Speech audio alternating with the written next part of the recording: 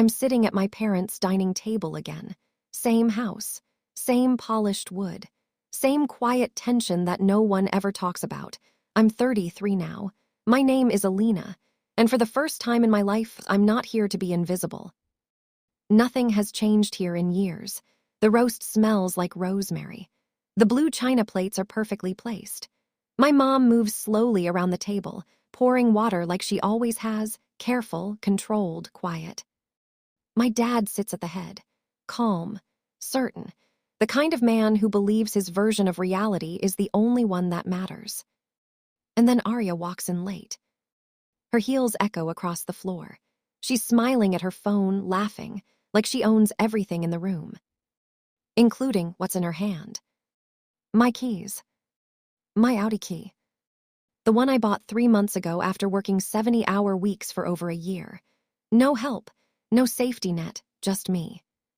My stomach drops, but my voice doesn't. Arya, did you take my car? She doesn't even look at me. It was just sitting there. Relax. Relax. My dad nods immediately. Family helps family. That line. The same line they've used my entire life to justify taking from me and giving to her. I feel the words rising in my chest, the same ones I've swallowed since I was a teenager. Why does she always get everything? Why am I always expected to understand? Why am I only valuable when I'm giving? But I don't say any of it, because I already know how this conversation ends. It always ends the same. So instead, I watch. I watch Arya spin my key around her finger like it belongs to her. I watch my mom serve her first. I watch my dad smile at her like she's the success story. And then my phone vibrates. I look down. Instagram. There she is, leaning against my white Audi, smiling like it's hers.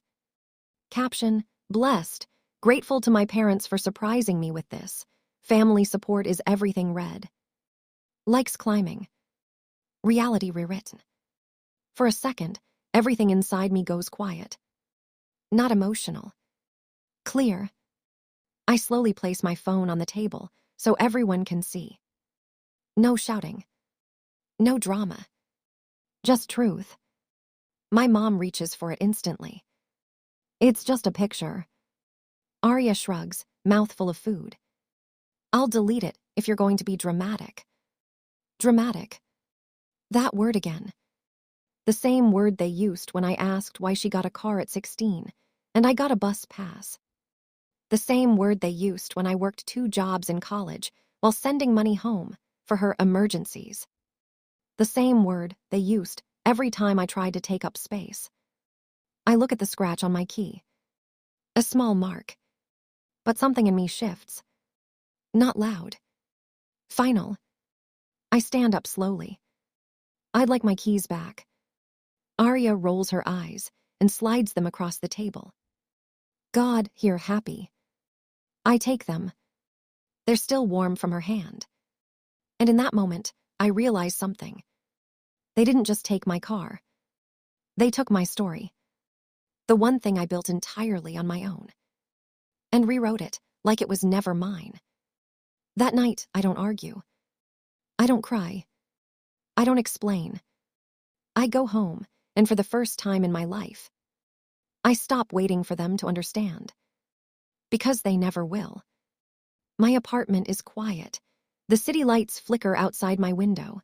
The Audi sits in the parking garage below, a thin red scratch across the door. I stare at it for a long time. Then something changes. My anger doesn't explode. It sharpens. Cold, focused, strategic. I open my laptop. And I start building something they can't touch. Not revenge. Protection. I pull up numbers, ownership documents, corporate policies, asset structures. By 3 a.m., I'm not emotional anymore. I'm precise. Every detail locked. Every loophole closed. By sunrise, the decision is made. And it's permanent. The Audi is no longer mine. Legally. Technically. Strategically. I transfer it under my company as an executive asset. Title, insurance, usage rights. All restricted. All documented. All untouchable. No one can borrow it. No one can claim it. No one can rewrite it. Not anymore. I don't sleep that night. But I don't feel tired either. For the first time, I feel in control. A few days later, I go back. Same house. Same table. Same people. But this time, I'm not the same person sitting there. Arya looks at me immediately. "Where's the Audi?" she asks. Excited. Expecting. My mom smiles softly. "We were actually going to ask. She has a few interviews this week. It would really help if she could use it." Of course. I pick up my fork, take a bite, slow, calm. Then I put it down and slide a folder onto the table. "I can't," I say. My dad frowns. Can't or whoa? I meet his eyes. Both. Silence. Arya grabs the paper first, reads it. Her expression changes. Confusion. Then shock. Then anger. "You transferred it," she says. "Yes." "To your company." "Yes." "Why would you do that?" I lean back slightly. Calm, controlled. "Because now it's protected." My mom's voice softens. "Honey, this feels a little extreme." "No," I say gently, "this is correct." That word lands differently. My dad tries to step in. "You're overreacting." And for the first time in my life, I interrupt him. "No," I'm responding. Silence. Heavy. Final.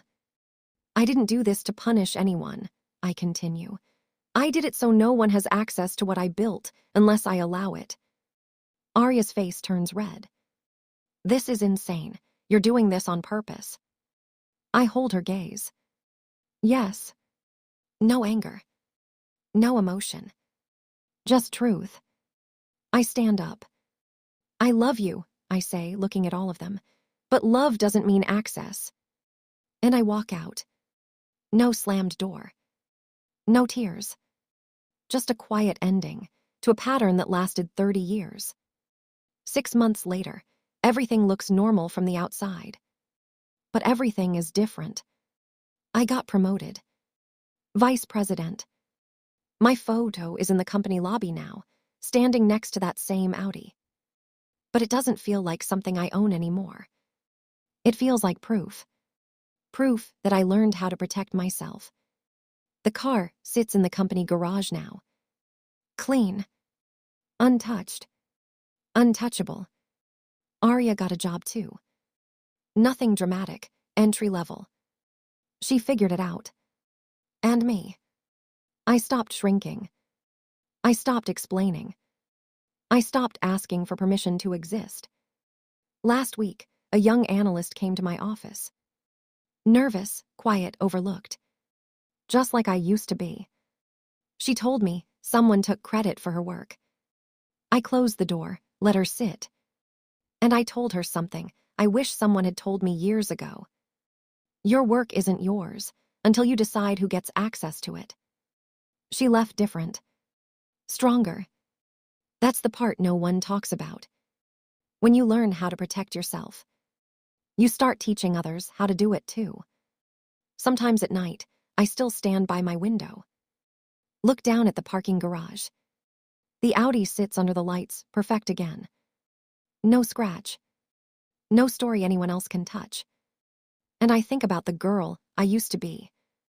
The one who believed love meant giving until nothing was left. I almost don't recognize her anymore. Because now I know the truth. Some things aren't taken from you. You just haven't protected them yet. So stop explaining. Stop waiting. Stop shrinking.